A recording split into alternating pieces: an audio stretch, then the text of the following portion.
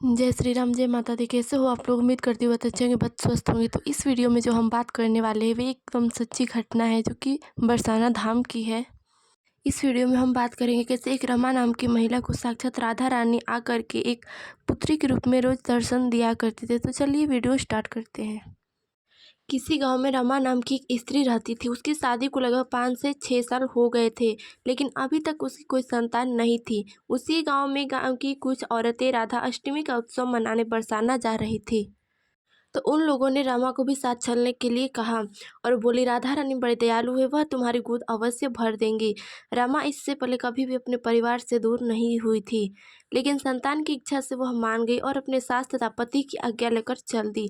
जिस दिन उसे जाना था उसी दिन उसके पैरों में चोट लग गई, जिसकी वजह से उसे चला नहीं जा रहा था। लेकिन राधा नाम का कीर्तन करते हुए ट्रेन से वे लोग निकल पड़े और बरसाना धाम पहुँच गए। वहां पहुंचकर सब लोगों ने स्नान ध्यान किया तथा सभी स्त्रियां राधा रानी के दर्शन के लिए चल पड़ी। राधा रानी के लिए सीढ़ियां चढ़नी पड़ती है जो मंदिर के लिए जब राधा रानी के दर्शन के लिए मंदिर से तक जाने के लिए सीढ़ियां चढ़नी पड़ती है। तो रमा ने उन स्त्रियों से कहा, तुम लोग चलो, मैं धीरे धीरे आती हूँ। अभी 2-4 सीढ़ियाँ ही चढ़ी थी कि गिर पड़ी। तब एक 7-8 साल की बच्ची ने रमा का हाथ पकड़कर उसे बचा लिया। तभी रमा ने कहा, बिटिया, अगर तुम ना होती तो मैं गिर ही जाती।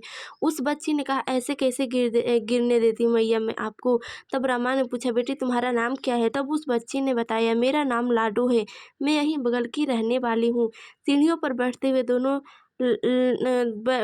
हुए दोनों रमा ने उस लड़की से उसका नाम पूछा।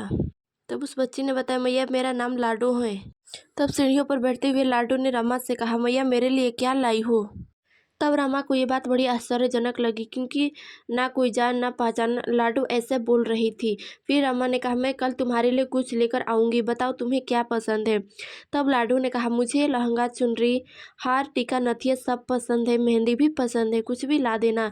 इतना कहकर वे बच्ची वहाँ से चली गई। फिर रमा भी राधा रानी का स्मरण करके जैसे तैसे मंदिर पहुँचकर दर्शन की। मंदिर से आने के बाद अगले दिन लाडो के लिए रमा ने चूड़ियाँ और मेहंदी बाजार से ले आई और मंदिर दर्शन करने आई तो देखा कि लाडो उसके ही इंतजार में खड़ी है। तो रमा ने ले जाकर वो उपहार लाडो को दे दिया, लेकिन लाडो ने कहा, बस इतना ही और कुछ नहीं लाई। फिर इतना कहकर वे मुंह फुलाकर अलग बैठ गई। तब रमा ने कहा कि अभी मुझे यहाँ 8 दिन और रुकना है, तो मैं तुम्हारे लिए हर रोज कुछ न कुछ लाया करूँगी। तब लाडो हंसते हुए रमा की गोद में जा बैठी। तो रमा को संतान का सुख जैसा प्रतीत हुआ। फिर वो लाडो को उनके लिए हर रोज कुछ न कुछ लाती। एक दिन रमा ने कहा, लाडो जरा ये सब पहन के तो दिखा, कैसी लग रही है तू श्रृंगार में, जरा मैं भी तो देखूं। तब लाडो ने कहा, कल राधा अष्टमी है, मैं कल पहनकर दिखाऊंगी।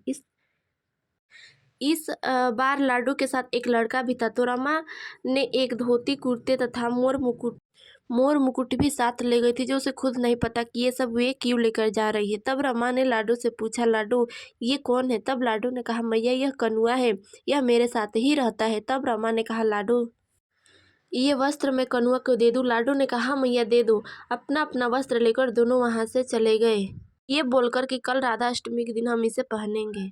अगले दिन राधा अष्टमी को जब रमा मंदिर पहुंची तो देखा वहां कोई नहीं है। काफी देर इंतजार करने के बाद जब रमा मंदिर पहुंची तो देखी कि भीड़ बहुत ज्यादा है और राधा नाम की जयकारे चारों तरफ लग रहे। तब रमा भीड़ को चीरते हुए राधे श्याम के समक्ष पहुंची, लेकिन वहां जब रमा पहुंचकर देखी राधा रानी और ठाकुर जी के दर्शन किए और उन दोनों के वस्त्रों तथा श्रृंगारों को देखा तो उसकी आंखों से आंसू बहने लगे। वह पत्थर सी हो गई और बोली कि जो लाडो मेरे गोद में बैठती थी वो कोई और नहीं, श्री राधा रानी है, तथा लाडो के साथ जो कनुआ था वो हमारे ठाकुर जी है। क्योंकि रमा जो भी वस्त्र और श्रृंगार का सामान लाडो को दी थी तथा कनुआ को दी थी, राधे श्याम जी ने वही वस्त्र तथा वही श्रृंगार धारण किए थे। अब तो रमा बावरी हो गई कि स्वयं जगत के पालनहार उसके पास आकर मातृत्व सुख प्रदान करते हैं। वह दिन रात लाडो लाडो रटने लगी। जब रमा के साथ की स्त्रियां जाने के लिए बोली तो रमा ने जाने से मना कर दिया। कुछ दिन बाद उसकी सास और उसके पति भी उसे लेने आए, लेकिन वह नहीं गई। अब तो दिन रात रमा मंदिर की सीढ़ियों पर बैठी रहती, आंसू बहाती रहती, लाडो को पुकारती। ऐसा करते उसे 30 वर्ष बीत गए। एक दिन एक लड़की रमा का हाथ पकड़कर उसे अटारिका यानी अपने महल में ले जाती है और कहती है, लो मैया आ गई तेरी लाडो। इतना कर लाडो ने रमा को गले से लगा लिया। फिर उस दिन रमा ऐसे गले लगे कि अपने पार्थिव शरीर को छोड़कर सदा सदा के लिए अपने लाडो के पास चली गई। इस कहानी से हमें यही प्रेरणा मिलती है कि हमें ईश्वर पर कभी भी भरोसा या भक्ति नहीं छोड़ना चाहिए। पता नहीं किस रूप में आकर नारायण मिल जाएंगे।